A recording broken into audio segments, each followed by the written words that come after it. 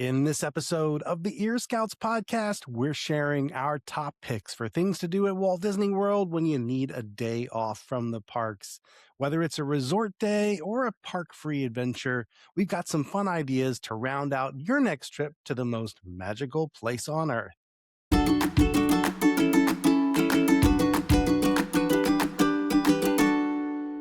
Hi ho, everybody. This is Rob with Ear Scouts coming to you from our makeshift studio here in Celebration, Florida.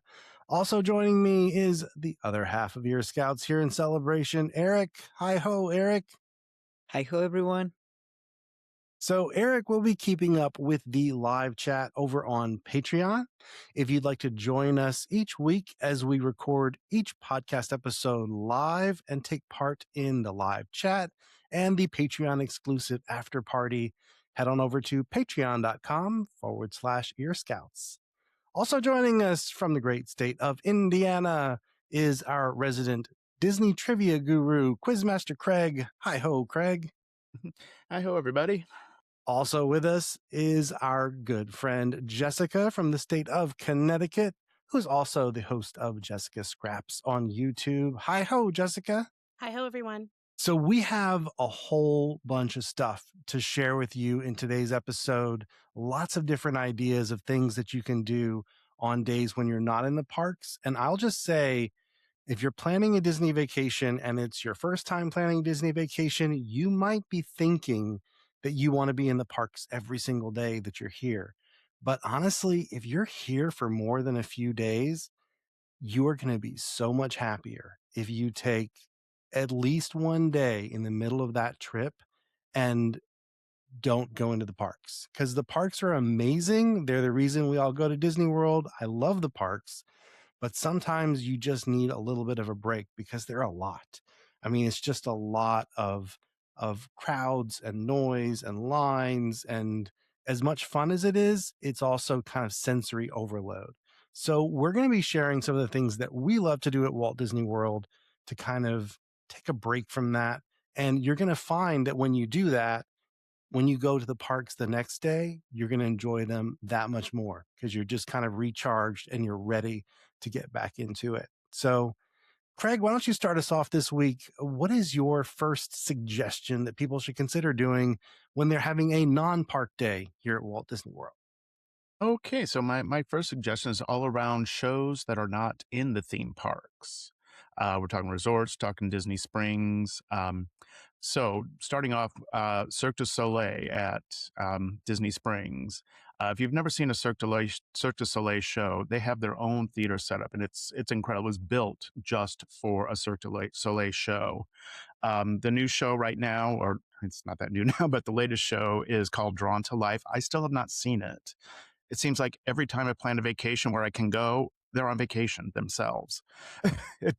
I just checked again in June. Eric and I were going to go, and then it's like, nope, they're that whole week, just those 7 days, they're not open. So I will see Drawn to Life eventually, but I did see La Nuba, which was the original one. If you've never seen one, you should at least go see one Cirque du Soleil show. And if you're a Disney fan, this would be the one I would definitely recommend. We also have an AMC theater complex at Disney Springs where you can watch a movie and have dinner, or sometimes you can see a Disney premiere there. There's a House of Blues, there's Raglan Road if you enjoy Irish bands. The Edison also has live entertainment. It's not every night. I know their schedule is a little hard to follow. I was trying to find stuff online, and it was more difficult than ever to try to figure out what they were showing on a particular night. But it's definitely one to check out if you're around. It's usually only late at night that they do that. There's a stage near World of Disney that has performances. That's where like high school bands and choirs and other groups will perform, and you really can get some great stuff there. There's even a traveling piano player. There's a guy or girl, they have a piano player or a piano on a automatic cart, basically. So they're just sitting there playing the piano as they're just riding through Disney Springs. You literally cannot throw a rock at Disney Springs without hitting some great entertainment option. Other things, there's Hoop-de-Doo at Fort Wilderness, which I'm sure we'll hear about more later. The Electrical Water Pageant, which happens nightly on the Seven Seas Lagoon. If you're around the Monorail resorts, you can see them. It's the Contemporary, the Grand Floridian, Polynesian. It even goes over to Bay Lake for the Wilderness Lodge and Fort Wilderness. If you're not familiar with uh, this is an attraction that's been going since day one. So there's a lot of history in this one. And it's the precursor to the Main Street Electrical Parade. It's what kind of inspired that. And it's just, it's so quaint. And the music's so fun. Um, and it's one of those things where you hear the fanfare at the beginning and you're just like walking around your resort if you're on the monorail and you hear it, you're like, oh, it's time. And you're kind of trying to run to a place where you can actually watch it. But um, that's absolutely one of my favorite things to do as well. Yeah. There are tons of shows. I mean, and when you mentioned Disney Springs, um, I've seen, on that main stage, it's usually cover bands. I feel like now you'll get a lot of cover bands, but some of them are insane. Like every now and then I'm like, is that actually that band? Because I mean, they're just that good. I mean, sometimes they're really amazing. So I totally agree. That's a great thing to do if you're over towards Springs. And yeah, check the schedule because House of Blues brings in some pretty big acts as well. So yeah, lots of great shows. Jessica, what is your next suggestion for what people should consider doing when they're here at Walt Disney World? Well, I'm going to have a theme. And because when we do strategies, I always get the littles, today I'm going to do the opposite. I'm going to do what do you do if you have no littles? What are the adult activities? I'm going to give you 3 options for what I call the Disney crawl. The Disney crawl are the bar crawls. I'm going to give you 3 of those options as my 3 examples. And I'm going to start off with this, and that is this is for adults. There are mocktails at a lot of these options, but I'm really telling you how to do the bar crawls. You usually take one day on a big trip, and that's what we do. We do a bar crawl. Uber, don't drive, drink water, be responsible, all of the things that, we want you to do. But there's a lot of good adult beverage locations. I'm going to start with the Skyliner crawl. It is kind of I think the least attended of the crawls. And typically what we do is we start by getting Ubered to Hollywood Studios because we actually want to do the full loop. So we get Ubered to Hollywood Studios and take the Skyliner, and you're going to go to Art of Animation first. Then you're going to go to their bar, which is the drop-off bar. The drop-off bar has a kind of a unique set of frozen beverages. It's a full service bar. They've got drinks. After you do something there, you're going to walk across to Pop Century, and they have the pedal bar. These are their 2 pool bars. So those are the 2 kind of bars. You'll notice their menus are almost identical. So the menu at both places is almost identical. And these are just kind of you can get a pretzel, you can get a snack, but these are really just kind of frozen pool drinks is what I would get at one of those. Now they do have some interesting sangria. They have a fun fruity sangria option at the pedal bar as well, but those are the places you would go. Then we Skyliner to Caribbean Beach, and we go to the Banana Cabana, and that is their pool bar. But here's the thing, this pool bar has good food. It has a good set of appetizers. It also has a larger kind of cocktail base. So you can get more adult beverages and a more rounded out version of adult beverages. But if you can hold out and just have a snack here, the next stop is your food stop. Because what you're going to do is you're going to walk to the Riviera and you're going to go to Bar Riva. That is the Riviera's pool bar.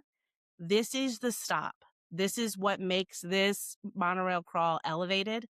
Bar Riva is amazing. They have tons of frozen drinks. They have a frosé that's amazing, but they also have some really unique cocktails, and the food is awesome. So a lot of times we will plan on doing a late lunch at Bar Riva, and that's where we'll kind of hang. Then after you've done these 4 bars, we normally will either go to Epcot or do something, but since we're not going into the parks, you're going to Skyliner over to the Epcot International Gateway, but then you're going to walk and you're going to choose which one of the places that's interesting to you, whether it's Abracadabra or whether it's on the beach club side and you want to go to Ale and Compass, one of those. And you can end with a dinner. You can watch entertainment on the boardwalk.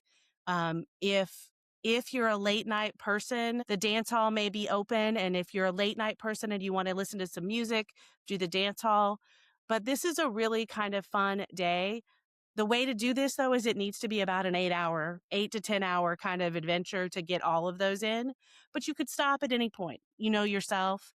There's a lot of mocktails along the route, but it gets you an opportunity to see some of the resorts. For us, it's the only time we've ever been to Pop Century or Art Animation because it's not a normal one you get to. It's the first time we ever went to Riviera and saw the Riviera. We also did, as part of our Skyliner crawl, getting off and on the Skyliner, tried to get as many colors and as many wraps on the Skyliner as we could. So it's you can make it more fun than just doing a bar crawl, but that's the first bar crawl. Very nice. And, the Skyliner itself, I feel like, is one of the best rides that you can ride outside of the parks. It's a form of transportation, but it's kind of like a ride as well. Um, and I will say, if you do go to Art of Animation, especially, take the time to walk through the different themed areas of that resort because there's just so much beautiful work that the Imagineers did in there that I'm not a fan of the movie Cars. It's not one of my Mhm. favorites. It's fine, I'm not the target audience for that. But the Cars area of Art of Animation is I love being in there. Like it's just so well themed. It's just so cool. And yeah, so um even if you're not planning to have a lot of drinks, I mean just going to check out these resorts is a Mhm. great way to spend an afternoon for sure. Um, well, my first suggestion is specifically if you are coming and staying at a Walt Disney World resort, and that is to make sure you make use of your resort perks. So, at any resort that you stay at from May 26th through September 8th, your stay is going to include a water park admission for everyone in your party, everyone staying in the room gets a free water park admission on your check-in day. So this only works on check-in day, but y'all, these water parks are phenomenal. And you'd be surprised. There are many days in December, January where it is warm enough to enjoy the water parks. Also, Disney heats the water in the water park. So even if it's just kind of borderline, you're probably still going to be able to enjoy the water parks because they keep the water heated. But I love there's nothing I'll say this. So we live here in Orlando. We're very blessed to be able to do this stuff all the time. But I've noticed that every single time I go to one of the water parks and I spend an afternoon floating around in that lazy river, I immediately say to myself, I feel so lucky to live here and do this. It's just one of the most relaxing, wonderful things you can do. And even as someone who lives here, it never gets old for me. So that's one thing. You go to the water parks, even if you're not into the water slides or the thrills, just float around that lazy river. And it is one of the most wonderful, relaxing, beautiful things. Another perk that you may not be aware of, if you purchase a package, meaning that you get your room and tickets included together in one purchase, or if you add the dining plan to your room. Either of those things creates what Disney calls a package, and you get extra perks as part of that package. And the main thing that you get is there'll be these coupons. There'll be 8 coupons. Four of them will say that they're for access to Wide World of Sports, the ESPN complex, and four of them will say that they are for golf.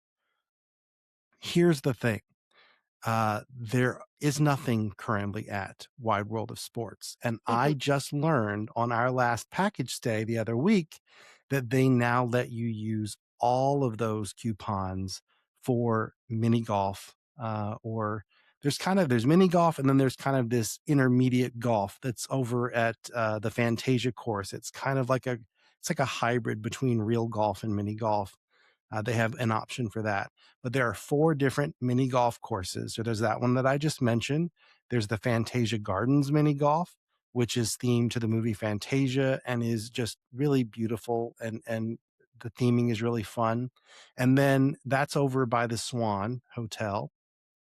Over at Blizzard Beach, there's another course called Winter Summerland, and it's a very fun theming. It's essentially it's all kind of Christmas themed, but it's Christmas at traditional time, like winter time, and then the other course is like Santa and his reindeer and elves frolicking in summer, and there's lots of kind of puns and gags involved, and they're all really fun ways to spend an afternoon, and it's free. If you have a package, it's included. So this is a great one to do if you've got kids and you're looking for family activities that aren't going to cost you a bunch of extra money, but are going to really round out your trip. The other thing I want to mention that's a perk that a lot of people don't realize, I lived here for a lot of years and I've had the annual pass, and I always add the water park and sports option, which I do so that I can visit the water parks as often as I like. And I knew that it included mini golf as well, but only during certain hours. What I did not know is it includes golf. You can play a round of golf every single day if you want at the Oak Trail Golf Course. So if you have an annual pass and you've added that water park and sports option, you can actually go and play a round of golf at our Oak Trail Golf Course completely free. It's included in your annual pass. So I thought that was a really cool perk that I didn't even know about. So that's my tip. Go enjoy your perks. I just wanted to chime in about the mini golf because it is a lot of fun. I haven't done it in so long. You just like inspired me. I need to go back.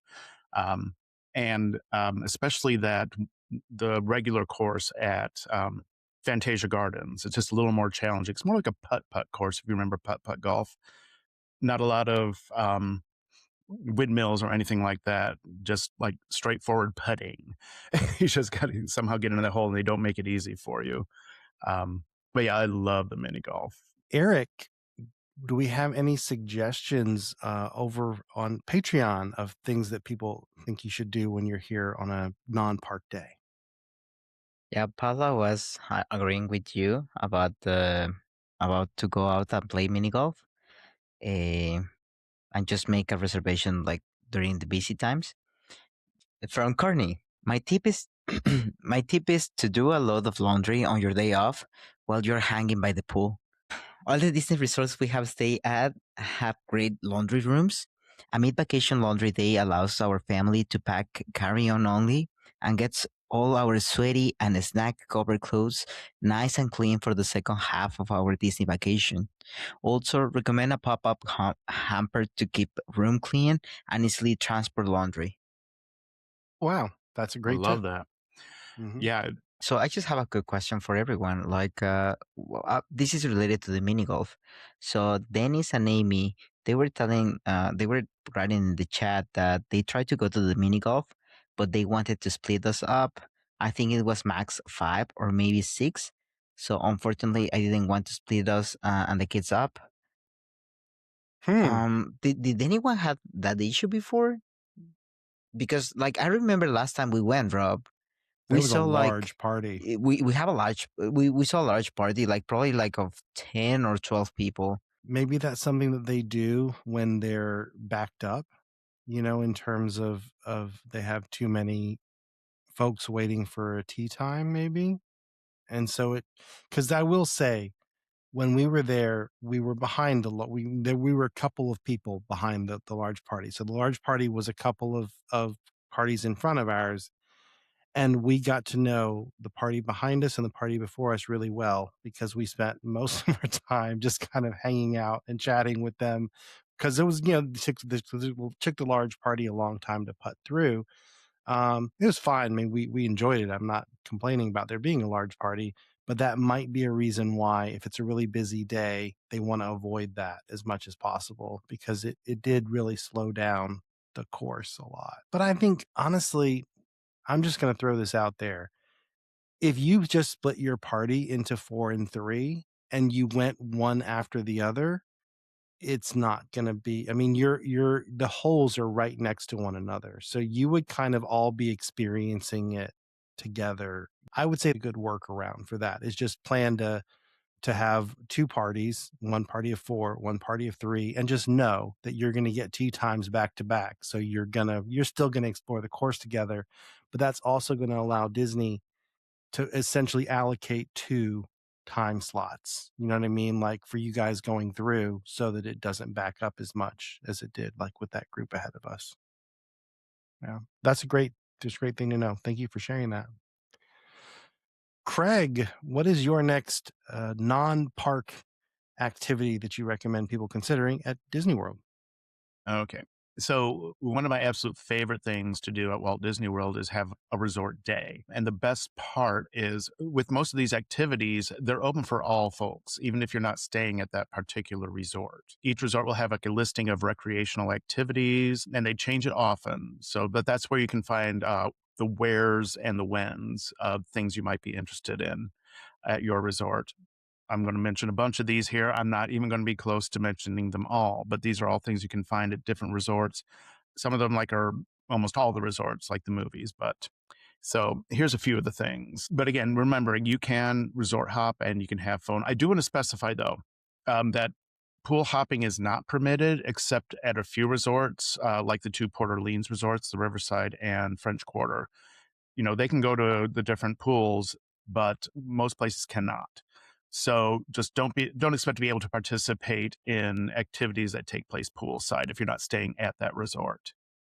But yeah, some of the things you could do, they have movies under the stars where they put up an inflatable movie screen and they play a Disney movie on a lawn, um, which is always a lot of fun. They have campfires, marshmallow roasts. You can get s'more kits, lots of crafts. Some resorts have mosaic classes, even painting classes. You can find tie-dye activities for the kids. There are pool activities, games and such. So if your resort is having that, those are a lot of fun. And even as a kidless person who generally tries to stay away from kids, I've had a blast at poolside. So um, yeah, they have cooking classes, fishing excursions. Each resort has an arcade. Some are bigger than other ones. So if you, I think the the value resorts have the bigger arcades. So if you have a kid that's really into that and you're not staying at one of those, that might be a fun thing for them to do. There's something called Sangria University, which I've never participated in. Uh, but very interested. Eric and I were talking about our June trip, and that was one thing he latched onto, and was like, "Okay, well, we'll definitely be looking Do into it. that." Do it. Do it, Do awesome. it.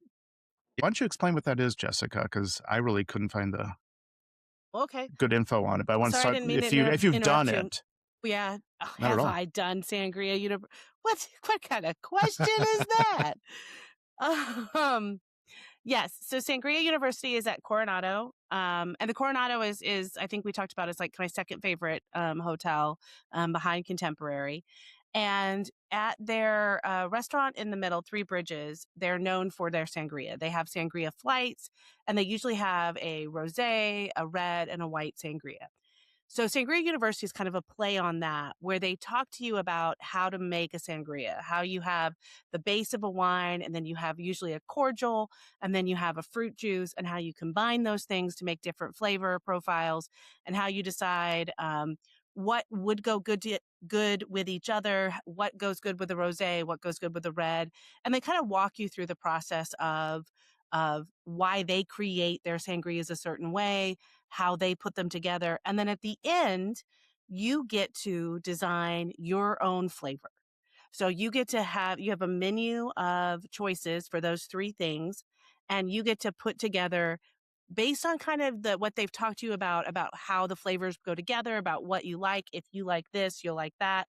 And then you get to make your own sangria at the end. So I want to say it was a 30 to 45-minute experience. Yeah, it And does this sound is fun. no littles allowed. Yeah, I guess that explains why I probably haven't done it. I was a bartender for 12 years in Chicago, and that kind of sounds like work. It does sound like work. It does sound like work. Yeah. That's awesome. Well, thanks for Mhm. clearing that up. But yeah, lots of other things. They have playgrounds for the kids, tennis courts, volleyball courts, even pickleball courts I've seen.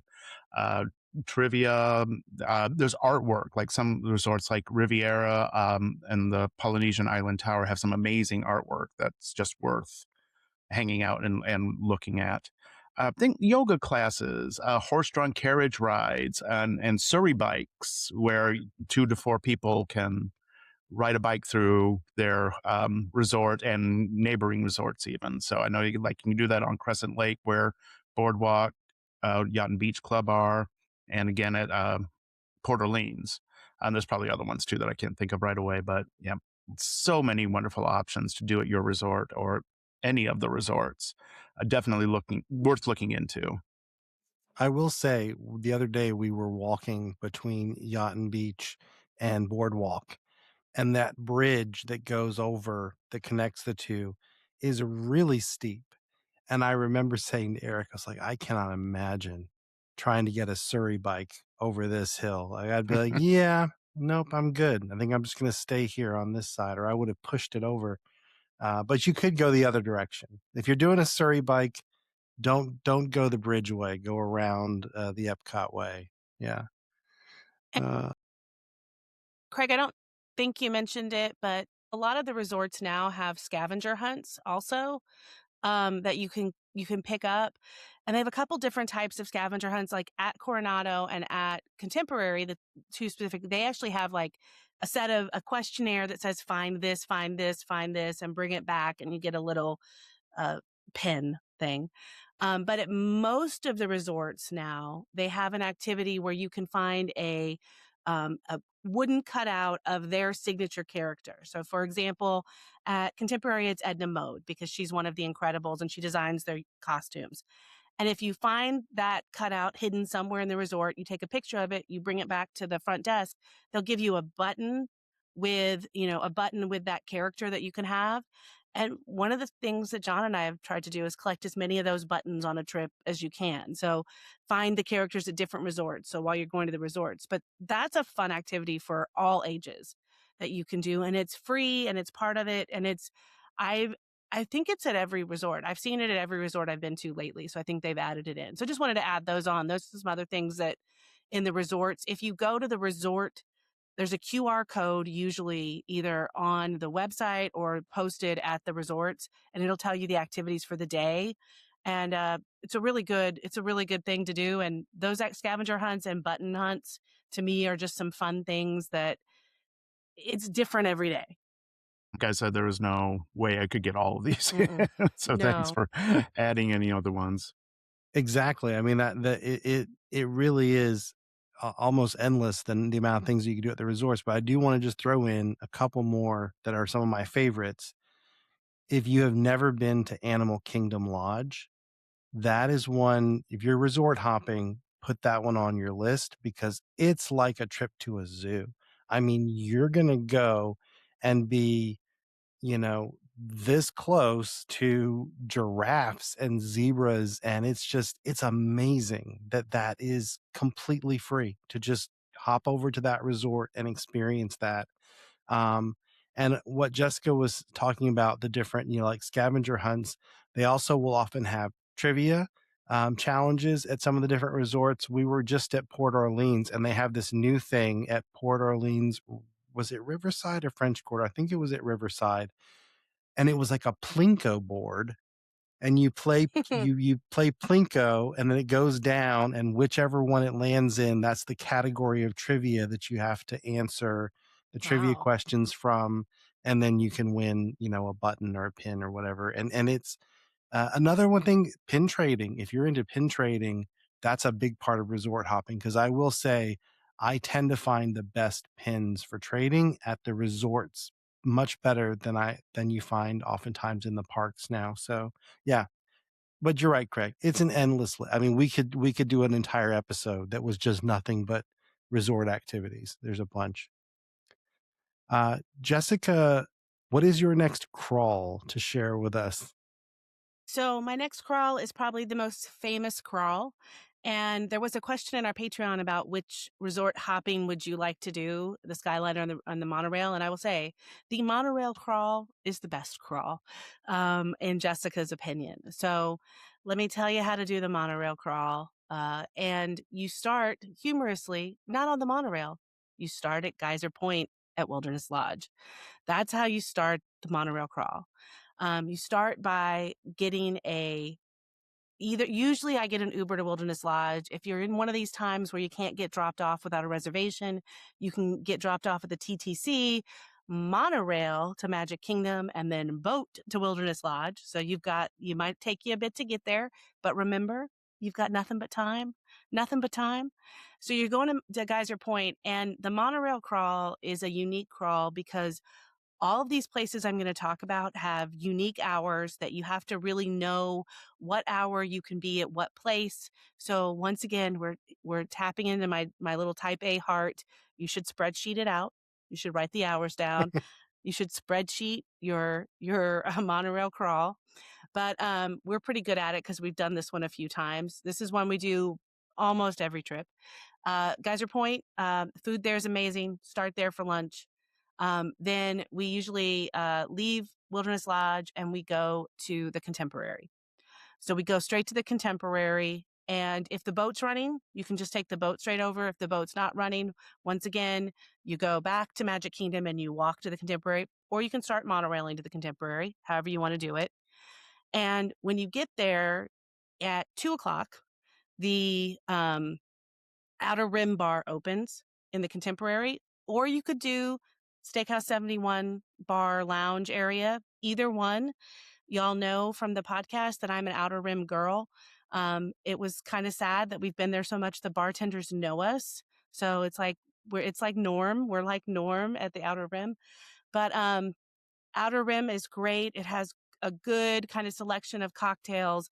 It's got all of the nostalgia of being in the Contemporary without some of the prices of the Steakhouse 71 lounge. So Outer Rim is pretty good for that. And this is when it starts to get tricky because we really want to eat. We really want to eat those noodles. But they don't start serving noodles at Polynesian at Tambu Tambu at the lounge until 5.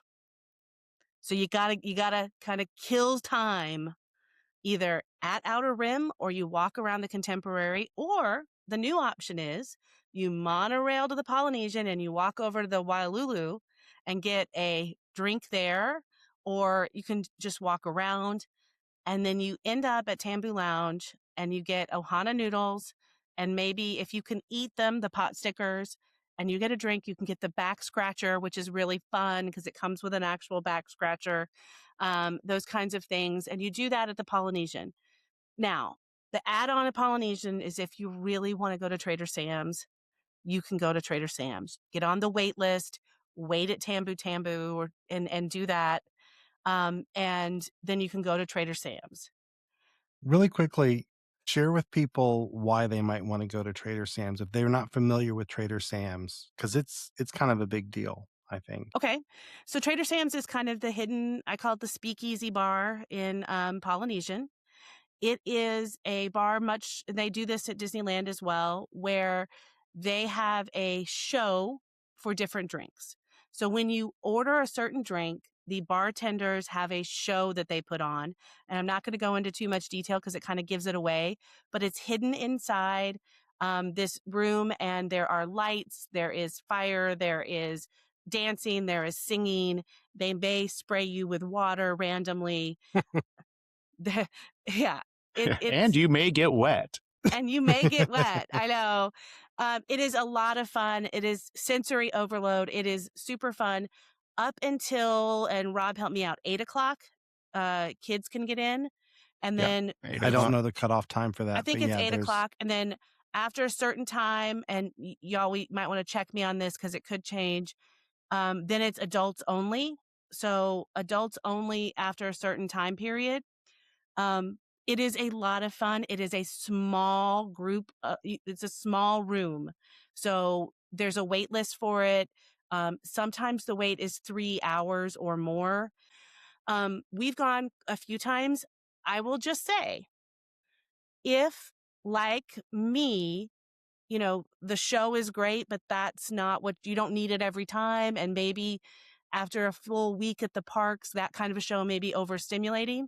The drinks, including the souvenir mugs, and a wonderful gentleman that plays the ukulele are actually right outside of Trader Sam's at an outdoor lounge that's related to Trader Sam's. It has the same menu, and you do get a lovely man. Instead of all the show and you get wet and everything, you get a man playing the ukulele. So Trader Sam's is something that I would at least do once if you can. It is definitely, for some people, it's a one and done. For some people, it's an every time. John collects the mugs there. They have specialty tiki mugs that you can only get by going to Trader Sam's. And it's awesome. It's my favorite bar at Disney World, actually. I love it. I can't, I don't go that often because Mhm. it's, as you said, it's challenging to get in. It's a bit of a, you got to plan for it. If you're going to do it, it's kind of a thing. Right. But I love it. It's very campy. It's very much like if you're a fan of the Tiki Room, Mhm. and it's basically like the grown up drinking version of the Tiki Room, I think. Yeah, it's really cool. And if it's a big deal, the second you walk into Polynesian, I would go get on the wait list, and then I would do one of the other things I talked about. So I would either go to Wailulu, go to the Tamu Lounge, do one of those, and then wait for your name to be called, and just kind of kill time. I will say the food at Trader Sam's is not great. It's not like you're not going there to get food. So if you're hungry or if you've been doing this crawl and you think it's time for food, I would get food at one of the other two places and then go to Trader Sam's. But after you've been at the Polynesian, the last place on our list is the Grand Floridian. Here's the thing.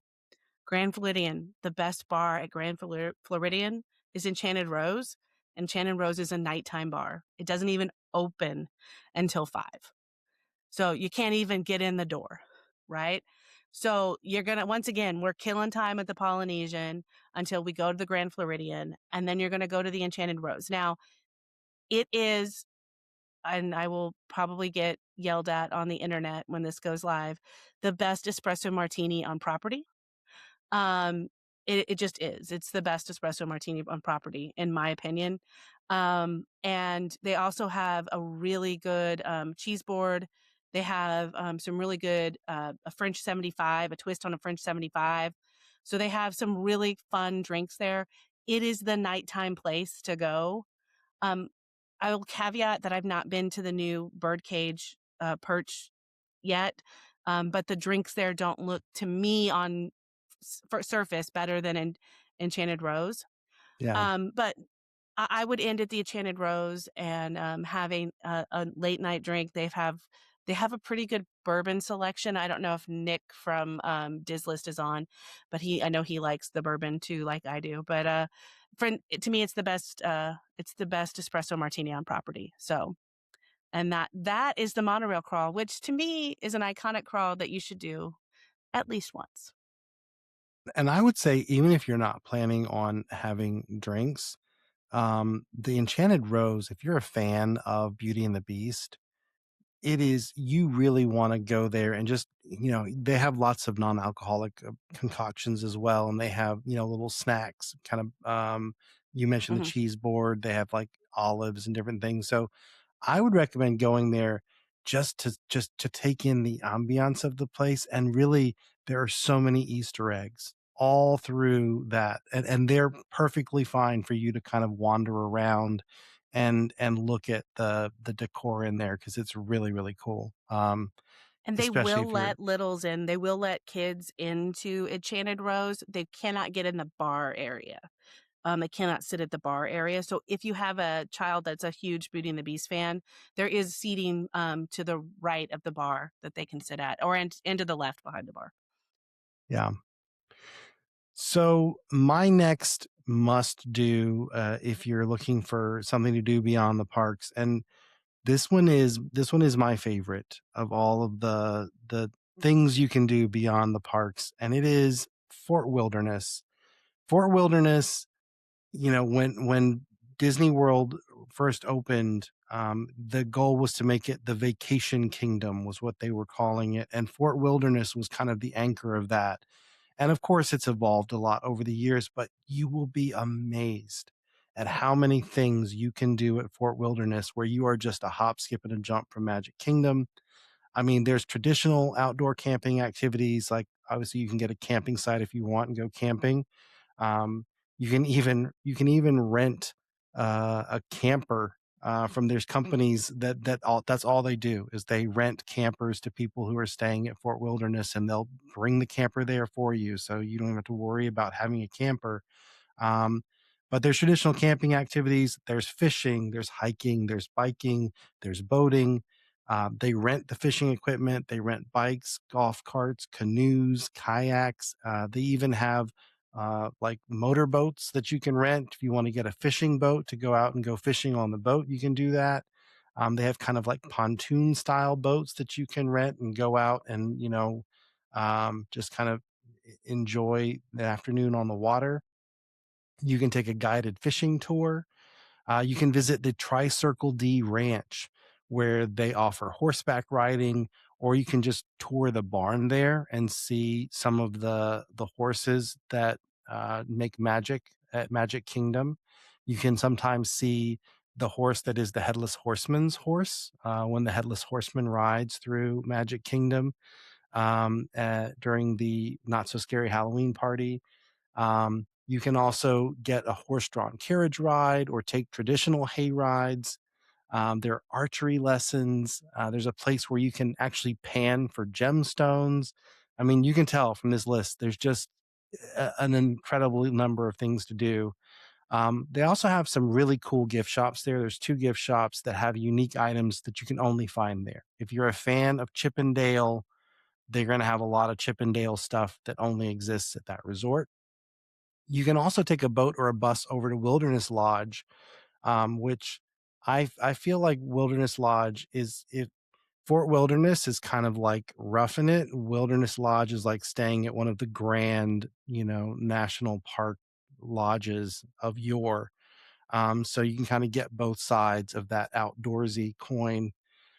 If you're there at Halloween or Christmas time, it's a must visit because the folks who stay there during that period of time, these folks will sometimes stay there for a month or more, and they reserve their spot in advance every single year. As soon as it opens up, they're always in the same location, and they do the most incredible decorating around their campsites. I mean, just walking around or renting one of those golf carts and carting around. It's amazing what people do back there. I mean, some of the displays are rivaling the stuff you see in the parks. They're just that elaborate and that good. Um, but another thing that people really love to do there is go to Clementine Beach, which is where you take the boat over to Magic Kingdom. You can actually watch the fireworks there from Magic Kingdom. So if you're not planning to be in the parks, but you don't want to miss the fireworks, that's a great place to see them. The electric water pageant comes by there as well, so you can see that, which Craig was talking about before. One of my favorite things to do is to visit Crockett's Tavern, where they have a really nice flight of moonshine cocktails, and they have some of the best bar food, I think, at Disney World. But my absolute favorite things to do there, and these are must dos in my opinion. Craig mentioned this before. There's the Hoop-Dee-Doo musical review. This one is paid. This one is a little on the pricey side. It's not cheap, but it's a dinner theater show. It's all you care to eat, fried chicken with all the fixins. Like I think there's mac and cheese and, mashed potatoes, and there's like a salad and cornbread. And then there's strawberry shortcake for dessert. It does include, though, for the adults, unlimited beer and wine and sangria. So if you're going to have a few drinks, it actually ends up being not too bad of a deal because you're getting the show and dinner. The show, though, is what you're there for. It is like Southern fried vaudeville. And this is one of the few shows I think in all of Disney World. I mean, you can have little kids there and you can have grandparents there and you can have everyone in between. and everyone loves this show. I mean, it's that rare gem of a show that just is a crowd pleaser for everyone. So it's got a lot of, humor and singing and dancing, and there's some audience participation. If you don't want to participate in the show, don't get a seat on the ground level. So they don't typically go up into the kind of the balcony seats. So if you're afraid of audience participation, sit in the balcony seats. But if you want to be part of the show, Eric has actually been on the stage as part of the show twice now. Is it two or three times? Twice? No, twice. Yeah, twice. Yeah. He always gets, interestingly enough, he always gets cast as a Boy Scout, which, I mean, he's an Ear Scout, so it makes sense. But um, and then the last thing I recommend doing, and this is completely free, even if you're not staying at uh, Fort Wilderness, you're welcome to go and experience this. Take the boat over from Magic Kingdom. It's the Chippendale Campfire Sing Along, and it's just Chip and Dale come out, they dance with, the kids. There's a little stage show with a great singer. And you kind of sing along with some classic songs, the hokey pokey they do every time. But there's just it's a really fun and festive little show. They have the campfire going. Now, this is the one place where you do have to purchase either bring your own or purchase your marshmallows to roast. They don't give them out for free because a lot of people just kind of come. It's a very well attended event. So do plan to bring your own marshmallows or purchase them there. But it's great fun, and it's one of my favorite free things to do in all of Walt Disney World. Craig, what is your final suggestion for what people should consider doing on their day off from the parks at Walt Disney World? Yeah, so this is a lovely evening activity, and that is watching the fireworks from the resorts. Now, you can see the fireworks from many of the resorts by just being there. Some have better viewing places than others, and you may not hear the music at a lot of these places, but you can still see the fireworks. Now, I will always recommend if you have not seen a particular show like Happily Ever After or Luminous, make sure you see the full show in the park first. It's that happened to me years ago as Wishes was new, and we were with a group of people, and we had dinner at the Contemporary at the California Grill on the rooftop, and it was a great show, but the perspective was so different. So when I saw it again, I kind of felt cheated because I already knew the story, but the fireworks were so much cooler from that area. So it's the kind of thing you want to do if you've already seen the show and you want a different perspective. Um, yeah, it's a great thing to do. So, like, some of the resorts where you can see the Magic Kingdom fireworks include the Contemporary. Now, at the Contemporary, they do have a little-known terrace. It's on the fourth floor. It's on the side that goes to Bay Lake Tower. It's the floor where the Fantasia shop is, and most of the stuff in the atrium. So if you just go out these doors, and it almost looks like you're not supposed to go there, but you absolutely can. And you open up there, and there's just a terrace with benches and a perfect view of the fireworks from that angle. Not a lot of places have that. And beyond that, there is a bridge from the main Contemporary building to Bay Lake Tower, and you can stand there and watch. And they do have the music there as well. It's a great place. Another place, the Grand Floridian, you can see them from the Polynesian, the Wilderness Lodge. I don't know. Can you see them from Fort Wilderness, Rob? Yes. Yeah. So Okay. it's you won't be able to see the castle at all. You're just going to see the fireworks themselves. But yeah, you can see them from there. Yeah, in a lot of these places, you won't be able to see the castle for sure. Um, so, and then places where you can see the Epcot fireworks are Beach Club, Yacht Club, Boardwalk, um, Caribbean Beach, and Riviera. Um, Now, I will say Riviera and Coronado Springs. Now, there are the two places you can actually see different fireworks from the same place. When I was there during the pandemic, we had dinner at Topolino's. And just because of the way things were scheduled, they had like fireworks at Epcot, Magic Kingdom, and even the studios. It was very minor, but they all had them within like a half an hour of each other. So we got to see 3 different fireworks from that Mm. one vantage point, and it was truly amazing. And Coronado Springs has views of lots of different parks too, but you have to be on top of the Dahlia Lounge at the Grand Destino Tower at Coronado Springs. But yeah, Riviera at Topolino's Terrace, another fantastic place. But one of my absolute favorite things to do, and I highly recommend you do this at least once, is to combine a fantastic dinner and a fireworks show. So there are some restaurants at the resorts where you can get a great view of the fireworks and you also get the music piped in. So one is a contemporary, the California Grill at the top of the A-frame. It's on the 15th floor. And if you turn around and you look toward the Bay Lake side, you can even see Epcot from there as well. The Polynesian, you can watch the fireworks from Ohana, the big restaurant there. But unless you have like a window seat, you really don't get a very good view. But they do have the music at least. Personally, I prefer something that has like a dedicated location that you can actually go outside and watch them. The Grand Floridian is probably my new favorite place to watch Magic Kingdom fireworks is Narcoossee's. If you're familiar with the resort, Narcoossee's is the round restaurant that sits right on the Seven Seas Lagoon. And even though it's at ground level, you get a really cool view of the fireworks. And I actually prefer that to California Grill where you're way up. So as I mentioned earlier, Riviera is another one that I just love for fireworks viewing. Topolino's Terrace is one of the best restaurants on property, and it has like the most spectacular views, including Luminous in Epcot. Um, Now, another thing I do want to mention about fireworks dining is that you don't have to be there during the fireworks. You don't have to be like eating to enjoy the view. If you have an earlier reservation, you just hold onto your receipt, and they'll let you back into whatever fireworks viewing area that particular restaurant has.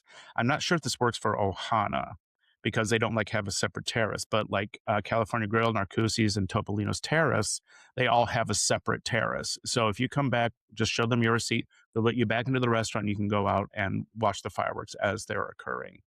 Um, and if you are eating there during that time, you don't have to worry about your food getting cold. The servers all understand what's going on. Tell them you plan on seeing the fireworks if they don't ask you, and they will time your meal. So you're not sitting, you don't get your appetizer right as you want to go outside and watch the fireworks. So, yeah, they're great. They're way on top of that. And I will second what you said at the beginning. I do think it's important that it not be your first time seeing the show, because when you see the show from the traditional vantage point, I mean, Disney has choreographed everything to look perfect from that angle. But what's magical about seeing the show from these other places after you've seen it is you kind of get an appreciation for how it actually, like, you're like, wow, I can't believe those fireworks that I was seeing that looked like they were right over the top of the castle. They're way over there. Like, just seeing from other vantage points where everything's really coming from, it makes it really cool to see that. But if you haven't seen the show, that's all lost on you. You know what I mean? It's just like, okay, well, there's stuff happening over there and over here, and it's not making the picture for you because you're not in the right spot. But once you've seen it, you're like, wow, that's pretty mind blowing. The other thing I will say, I will second Craig. Topolino's, that for me, now granted, I saw it first in the park, that's important, but for me now, that is my favorite view of Luminous. Luminous is a beautiful show from above. It's just so pretty. And that's one that I highly recommend. If you can make that happen, you will not be disappointed by that view of Luminous. Yeah, and one thing I neglected to mention, Dennis and Amy mentioned it on Patreon about the fireworks cruises, and they do mention it's a Mhm. hefty price. So, and honestly, that's one thing I haven't done, and it's mostly because of the price, and it's definitely not on my list.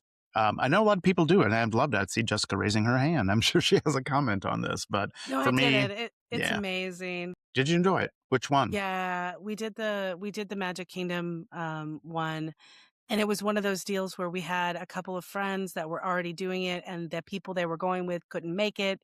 And so last minute, like, we're talking day of, they were like, we've already paid for it. Do you want to come with us?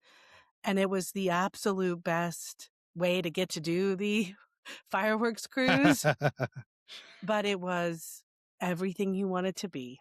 I'm not going to lie. It was everything you wanted to be. I would if you get an opportunity, if you have those friends, I would say yes. We were invited by actually some members of our Patreon family were doing it, and they had 2 extra spots on the boat. So they invited Eric and I, and it got rained out. So, but we had a Oh, lovely evening chatting at Contemporary in the rain, but we did not get to do the fireworks cruise. yeah, it was amazing.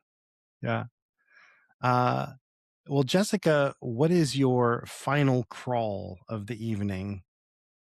So, originally I just had the 2 crawls on my list, but based on some questions we had in Patreon, I'm adding the Disney Springs crawl just to kind of talk about. One of the questions was if you didn't have kids, for adults, what are some of the best kind of bars in Disney Springs? So, I'm going to give you our Disney Springs crawl that John and I typically do, and I'm going to give you some options. The thing I will say is there is no physical way you could do every bar in Disney Springs in like 3 days, okay? So, I'm gonna give you what I consider to be, like, our favorites and what we do, but there are 4 or 5 versions of a Disney Springs crawl that you could do. I'm just gonna go over what I think are some of the best ones. One of the things that we typically do is we get dropped off by an Uber on the west side so that you can start at CityWorks. CityWorks is a underrated because if you're a beer person. So if you like beer, and particularly if you like local craft beer, and you guys all know I talked about Women Up, I talked about microbreweries. I'm a big fan of local, support local. They do a lot of Florida beer there. They do a lot of really good things at CityWorks. So if you're a beer person, 100% start at CityWorks. Um, I skip House of Blues because House of Blues is a chain and it's not specific. So I would skip House of Blues. However, I would go to Splitsville. So Splitsville, particularly if you go upstairs, the bar up there is really cool. It's really fun. You get to watch people bowling, and they have some pretty good sushi. I know it's kind of unique. That's an interesting thing to say about Splitsville, but Splitsville has good sushi, and they have good cocktails. They So do.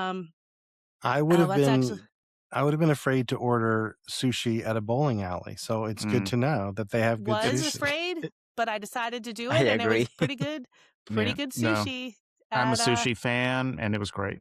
it was great, It really yeah, is it's good. good. It really is good sushi at Splitsville. And this is where after Splitsville, you have choices you can make.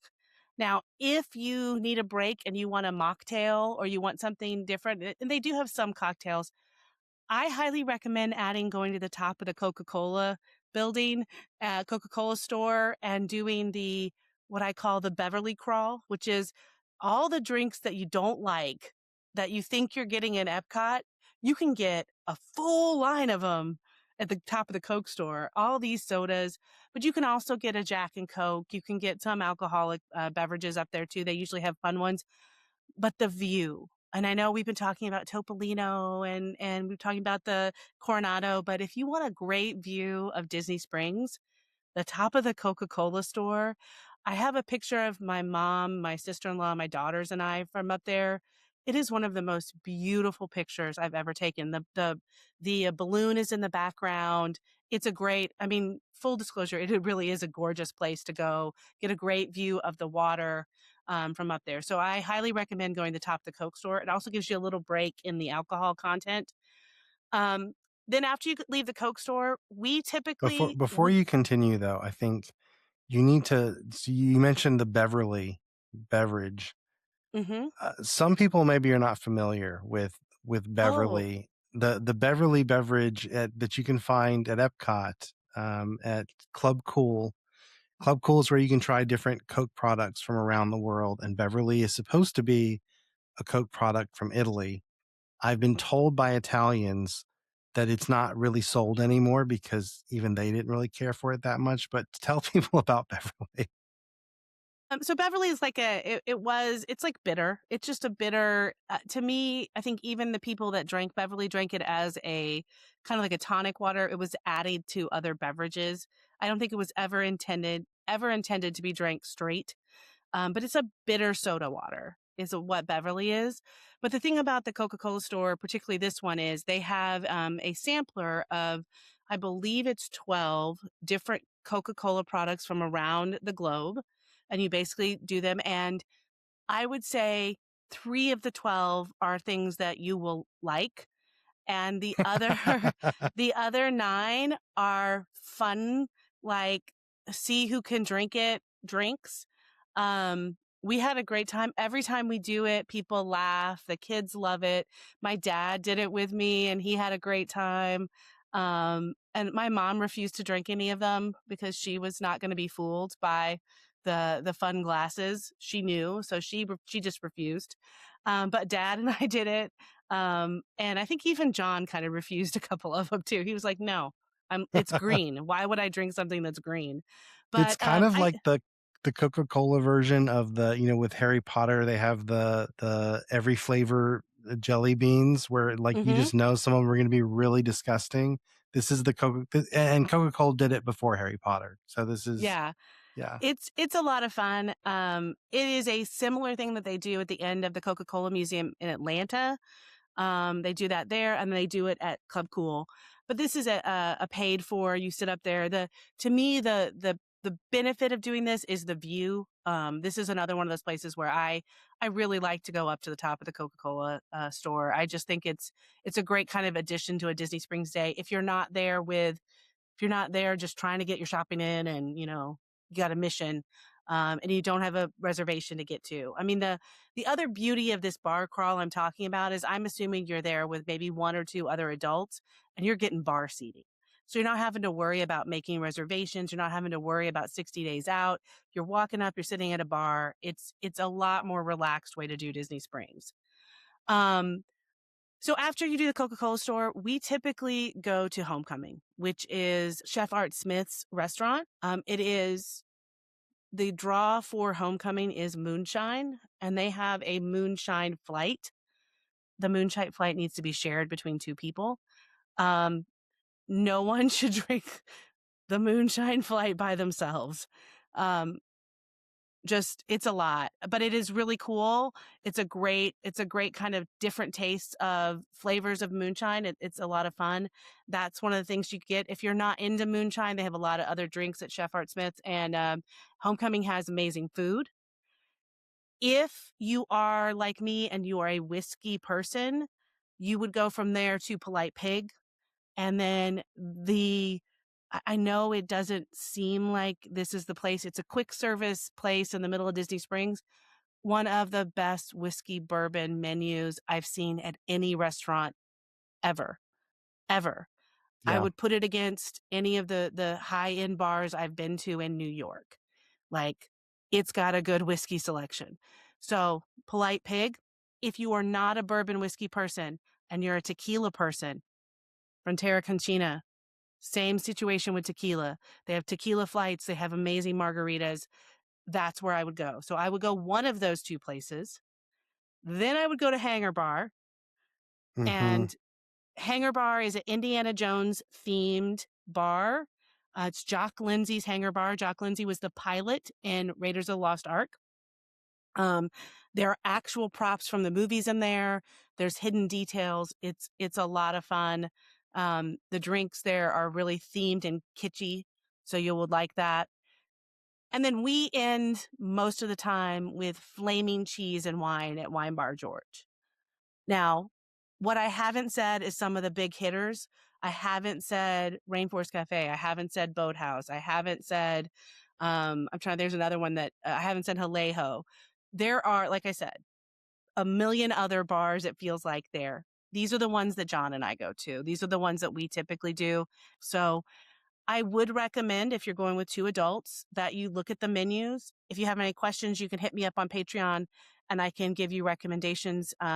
Over the last 4 years, I would say we've hit up almost every one of these, and I can give you a recommendation, but those are the ones that I like. And I do think an adult afternoon, evening, just kind of walking through Disney Springs, not having to worry about buying stuff or making reservations and being able to play it by ear, it's one of the best non-park days you can spend. Springs is one of those things I think is underrated because I think a lot of people who come who've never gone to Springs, they're like, well, I'm at Disney World. Why would I go to a mall? Because it seems like from Mhm. the outside that you're just going to a mall. But Springs is so much more than that. I mean, there's so much entertainment. There's these bars, like I think Jock Lindsay's Hangar Bar is a great example. It's it's as cool as any of the theme bars that you're gonna find in, like, Hollywood studios. I mean, Mhm. it's at that caliber, especially if you go during the holidays. They deck that place out for the holidays. It is very cool. Um, so yeah, don't sleep on Disney Springs. It's so much more than, an outdoor shopping mall. It's a Disney destination that is worth visiting. Um, Yeah. And I needed to ask, so as far as homecoming goes, have you ever had trouble getting a bar seat there with two of you? I've never had trouble. Might have to wait for somebody to leave, but there's a good bar seating on the inside, and we've always been able to find bar seating in there. Yeah, they have two bars, right? One Yeah, inside and one outside. one inside, one Um, outside. yeah, I agree. That's one of my favorite places at Disney Springs, period. And that's what I recommend to people too. If you can just get a seat at the bar and you can order from the menu, get those thigh-high chicken biscuits. Mhm. Fun fact, Art Smith used to come into the bar where I used to work in Chicago when he was Oprah's chef. Hmm. Art Smith's is amazing. Raglan Road, I didn't talk about Raglan Road. Raglan Road is amazing. Like, there's so many. You mhm. you cannot possibly in one day. Yeah, you can't do it. It's just so Yeah. many good things. But don't miss on it. Go there, have a good time. Yep. So this is the perfect segue to my final suggestion.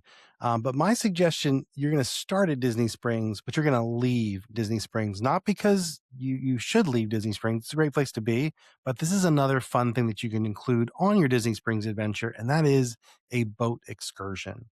So if you want to do a free boat excursion, you can take the Disney transportation boats. You could go to Old Key West if you wanted some delicious fried chicken at Olivia's, which is the restaurant there at Old Key West. You can also just kind of walk around. That was the very first DVC resort, and that was built in the heyday of the Eisner era, where it was all about storytelling. Like every resort had to have a complete thorough backstory. And so the theming there is very fun. And if you take the time to kind of investigate the backstory, it's kind of cool to see the little hidden Easter eggs that are there to be found. Um, you could also take a boat to Port Orleans, either to Riverside or to French Quarter. If you go to Riverside, it's just a lovely resort to stroll around. It's very pretty. You can even take a horse-drawn carriage ride around that resort. If you're there in the evening and you're lucky enough to be there on a night when Yeehaw Bob is performing, he is a Disney legend. I mean, he's been performing there for a long time. I know Jessica was not a fan because he is very audience participation oriented. I mean, and that is a thing. He's over the top, man. He's a trip. But it's a really cool, fun show. He'll do lots of Disney tunes, and it's the craziest thing. It's like he's playing the piano, but it's like, it's like the piano is like moving and his It's chair is on a moving. yeah, it's on a It's moving platform. Yeah, it's a one of a kind kind of a piano show that's just very cool. And he's just got he's a an older gentleman, and he has so much energy. I mean, he's just like, it's amazing to watch him perform. But that's one thing I recommend checking out if you never have. You could go to Port Orleans French Quarter and get some of the famous Mickey shaped beignets. And we were just there the other day, and we were posting on Patreon about the beignets, and immediately like 6 or 7 people were like, oh my gosh, I dream about those beignets. They're really good. I mean, I have not yet made it to New Orleans, but I'm guessing this is probably as close as you can get to a true legit New Orleans beignet outside of New Orleans, because these are really good.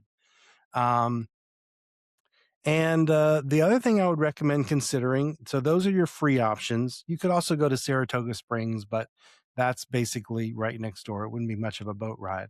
Um, but the other one you could consider, this is paid.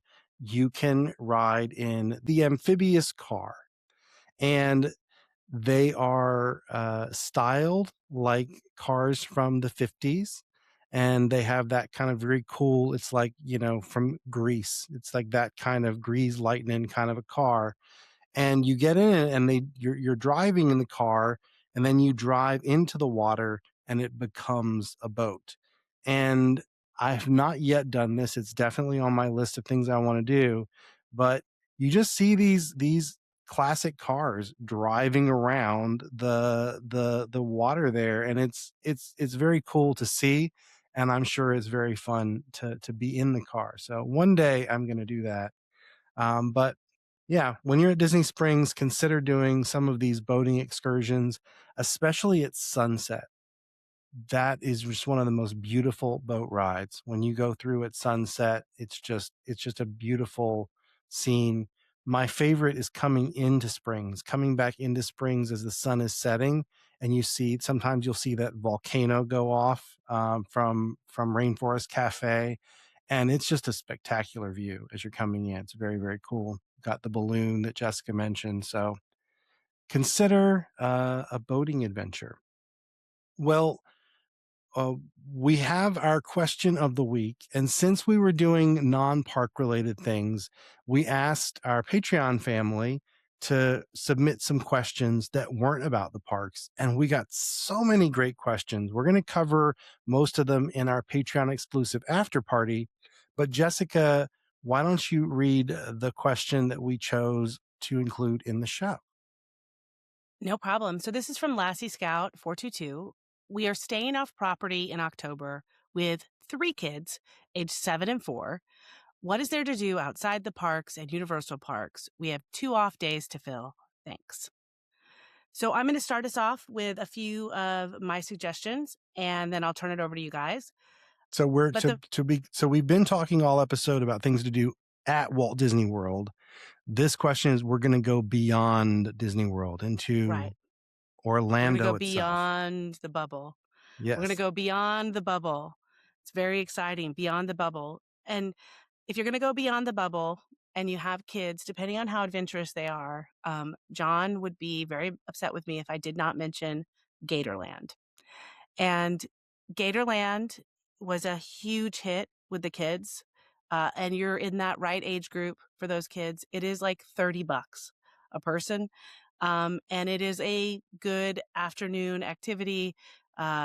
It's a lot of fun. It's not necessarily something that I would do as an adult now, but with 4 and 7-year-olds, man, big, big hit. So Gatorland, look into that.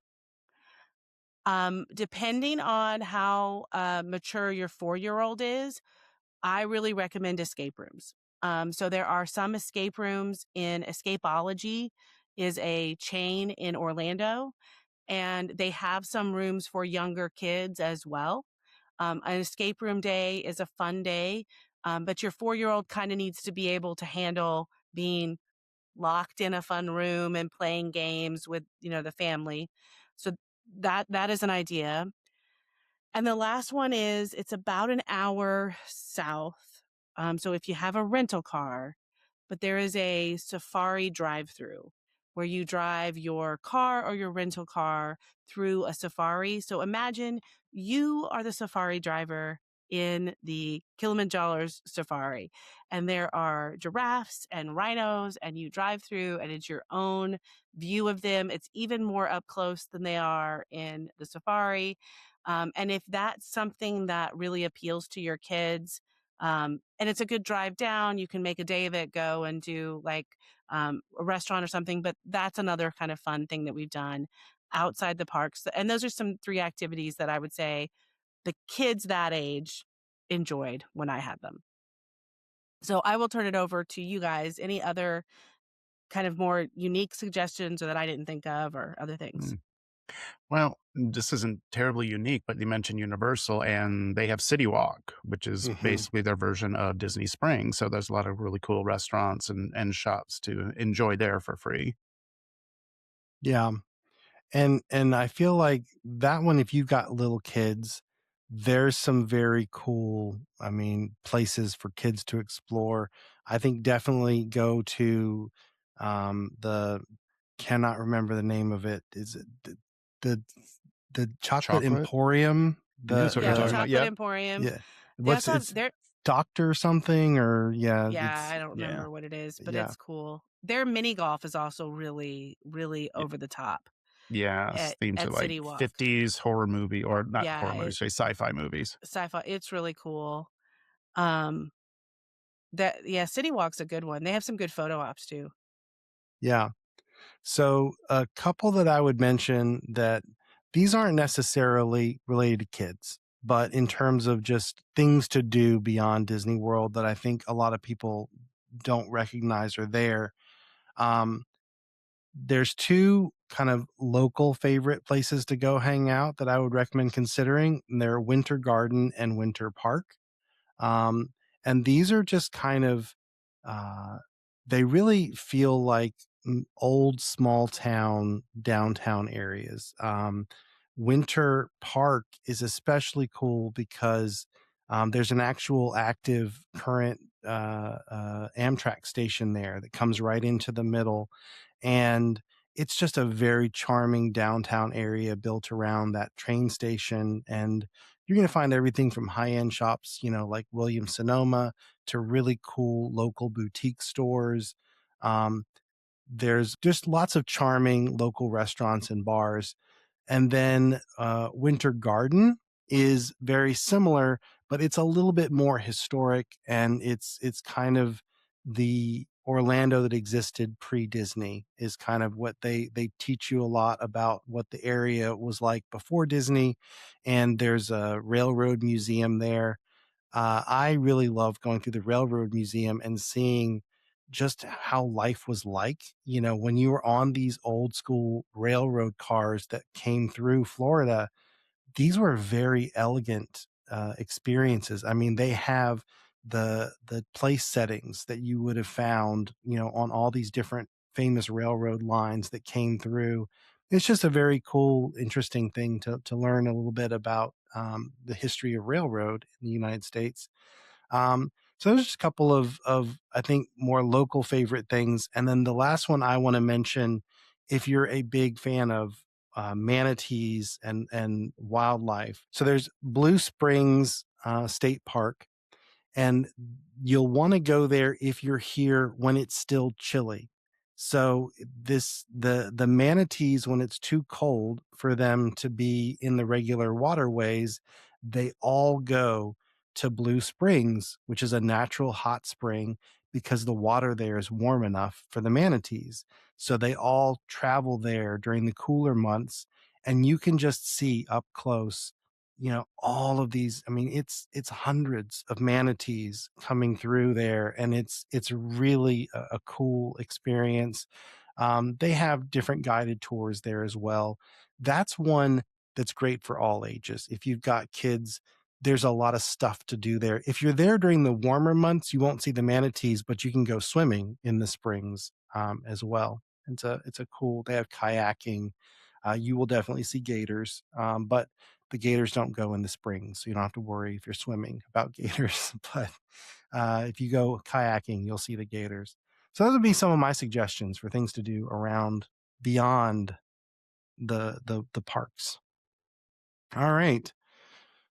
Well, thank you for sending in your question. If you have questions that you would like answered in a future episode of the podcast, just leave your question as a comment on one of our videos on YouTube, or join our Patreon family and ask your questions in the forum, or at the forum over at earscouts.com. And hopefully we will include it in a future episode. We even have some episodes that are completely dedicated to nothing but your questions. So we do answer a lot of questions here on the show. But we also always like to end each show with a little dose of happiness, a little segment we like to call Happy Thoughts. Craig, why don't you start us off this week? What is your happy thought this week? Okay, well, my happy thought is I'm just realizing that I have another trip planned in just a few weeks, and I've just been so busy with my UK trip, and it's just like starting to, come to life here. And I realize I really haven't done much as far as planning goes, which is kind of fine because like this is the kind of trip that I do to learn more, so I can be able to talk more during the podcasts, try different things. So if any of you Patreon people, if you have anything like you want me to try out for you, throw me a comment. I might be able to sneak it into this trip. Very nice. Jessica, what is your happy thought this week? So, as we're recording this, yesterday was Easter. I don't know if everyone realized, but yesterday was Easter, and I have all adult children. And so, although I purchased a egg decorating kit, I actually got to, in my kitchen, all alone, decorate all the eggs the way I wanted them to, with no one fighting. I got to leave them in so they got saturated and really strong colors. I got to make purple with red and blue and nobody made a mess. So it was, I think, the first time in my life that I got to do all the eggs by myself, exactly the way I wanted them. Nice. And I have a picture of my rainbow eggs, and I was very, very happy about my rainbow eggs, and I loved it. So that is my happy thought. There's a lot of great things that happened yesterday, but my happy thought is I made rainbow eggs all by myself. Very nice. We will look forward to seeing that picture on Patreon. Eric, what is your happy thought this week? So I was very excited that I was selected as one of the winners for a backstage through the Disney Conservation's research tour in Epcot for the Wow. International Flower and Garden. So I'm very excited to experience what it's going to be like and to find out more about like the how they create these amazing topiaries. So I'm very excited. Very cool. That's That awesome. that is going to be a very. I can't wait to hear about that tour. You'll have to share some details with us in a future after party after you get to do the tour. So Absolutely. for me, my happy thought is also related to Easter Sunday, which was, when this comes out, it'll be, some time away. But as we're recording this, yesterday was Easter, and we made two videos in Epcot over the weekend. On Saturday, we did a new Epcot early entry video. But yesterday we were there all day doing a new Lightning Lane guide to Epcot. I love to do the Lightning Lane guides on the busiest days I can, just because I think it makes it as challenging as it can be, so I can give you kind of a real world idea of what it's like. But yesterday was probably the most beautiful day I've seen in the parks in a very long time. I can't wait for you guys to see this video just because every shot I was getting, I was like, wow, that looks amazing. But it's just, if you've ever been in Epcot on a day when it's blue skies and those perfect white puffy clouds and everything just looks magic from the flower and garden festival was in full bloom. It was just a beautiful day in the parks, and I'm still kind of riding high from just what a magical experience Epcot is when you're there on a perfect day. So I can't wait to share that video with all of you. It'll be coming out really soon. But until then, I hope you all have a whole bunch of happy thoughts, and we'll see you again here real soon. Next week, I should say, we're going to have a very special episode of the podcast because we're going to have some guest hosts. Eric and I are going to be away. We're not going to be here to film next week. So our friends from the Diz List are going to be coming and co-hosting with Craig and Jessica. It's going to be a Diz List crossover episode, and they're all going to do a Diz List here on Ear Scouts podcast. I can't wait to listen in. So be sure to check out that episode next week. Until then, think lots of happy thoughts, and we'll see you real soon.